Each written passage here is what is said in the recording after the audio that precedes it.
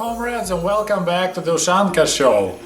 Today I would like to answer to the question of our viewers, and the question is about the video I made about Soviet cars, and I was telling in that story about Ladas, which was the most popular, the most mass-produced Soviet car.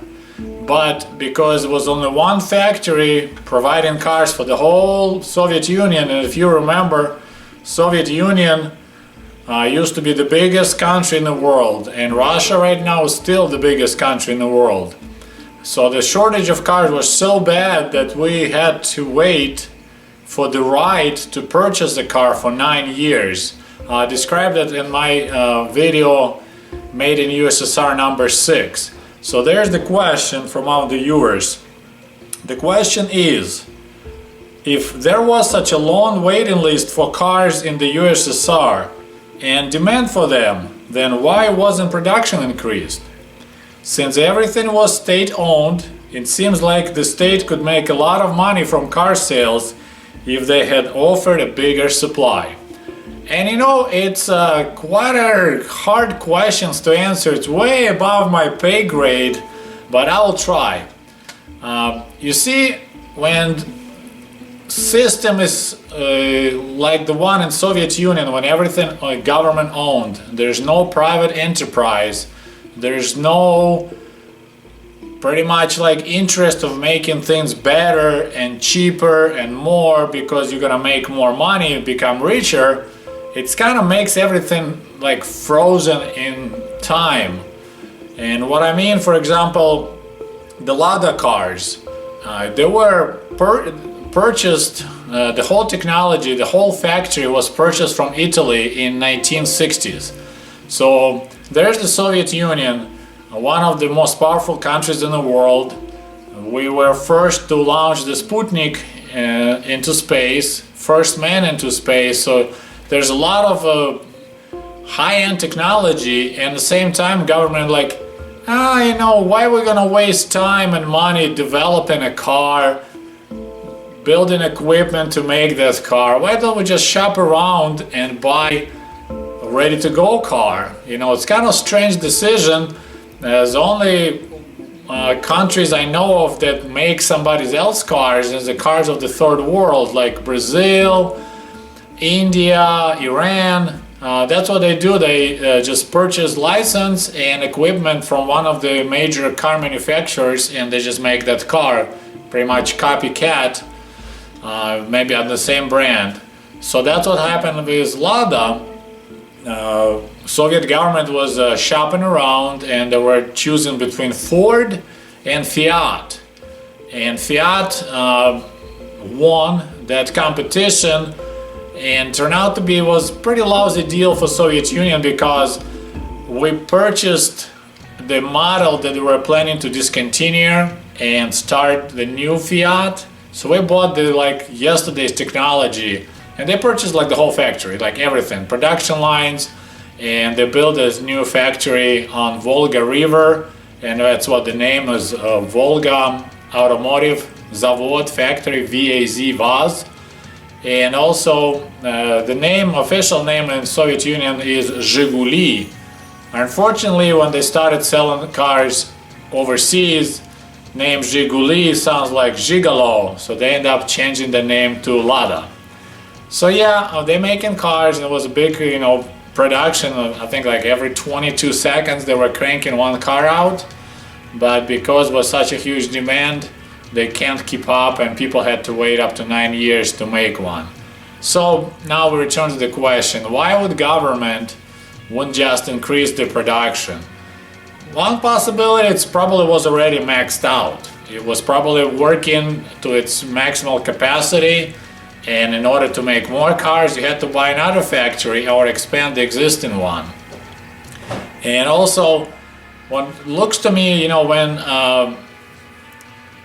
economy going in normal society like United States or Western Europe during capitalism, you always have overproduction. You always have a little bit too much of everything. So for example, you have quite a few car manufacturers, and for example, if I don't like Chevrolet, I can always go buy Ford. If I don't like Ford, I can buy Chrysler. If I don't like all the three American, then I can buy Japanese car. Well, in the Soviet Union, it was pretty much, you want to get Lada because it was the best car out of everything else. It was a Moskvich, it was Zaporozhets, and they were way more inferior in technology and quality. So Lada was the top choice. And then of course we had Volga, which was like super expensive, and it was mostly for like Soviet government officials' car. So in this case also you have like I'm talking about United States, more than one engine manufacturers, more than one transmission manufacturers. And those guys always trying to get you business. So as long as you don't like this guy, you just switch to the other guy. And they all have available things. They can ramp up production to keep up with your demand. In Soviet Union, probably because of everything was planned economy, so there was everything already like to its max. They tell the factory, okay, you need to make 1 million transmissions for Lada cars. If they manage to make 1 million, they do it, but also probably make transmissions for some other equipment like tanks. And if you ask them, hey, can you make another 100,000 transmissions? Well, they can't, because they also have to make transmissions for the tanks, and those are more important. So all that supply chain was always stretched in Soviet Union. We never had this extra items available. So the government says, well, go ahead and make, 100,000 more of these cars. Well, that means that they need 100,000 more transmissions, 100,000 more of this, of that. And when it's all planned, it just doesn't react as fast as a normal economy when people want to grab your business. So that's from like technology point of view, it just was hard, and also low productivity. Equipment was always outdated many years. They didn't change the equipment as quick as they changed in the West, because there were no competition. If you make, like they make the first model of the Lada car, which is Kopeyka, or model number 1, I believe like close to 30 years they were making exactly same car with hardly any changes, and still you had 9 years line of people waiting to buy that car. So of course, what the point to change something to make it better if you're already like you're barely keeping up with demand, right? There is also a reason number 2, which for foreigners, for Americans, is probably hard to understand, but it kind of relates to the book Atlas Shrugged, which I actually finished reading not long ago, and I was a little bit eerie reading that book because a lot of things in that book painfully remind me life in Soviet Union, and that government likes control, right? So Soviet government found this really interesting way of controlling population is they want to encourage you with money, because this is not the socialist way, it's the capitalistic way. They encourage you by giving you access to basic goods. So for example, they have cars that everybody wants, so now they can do favors just by letting you to buy a car. So they don't have to pay you anything. It's just they want you to do a good job or do whatever they want just to give you the right to buy a car or to buy a refrigerator.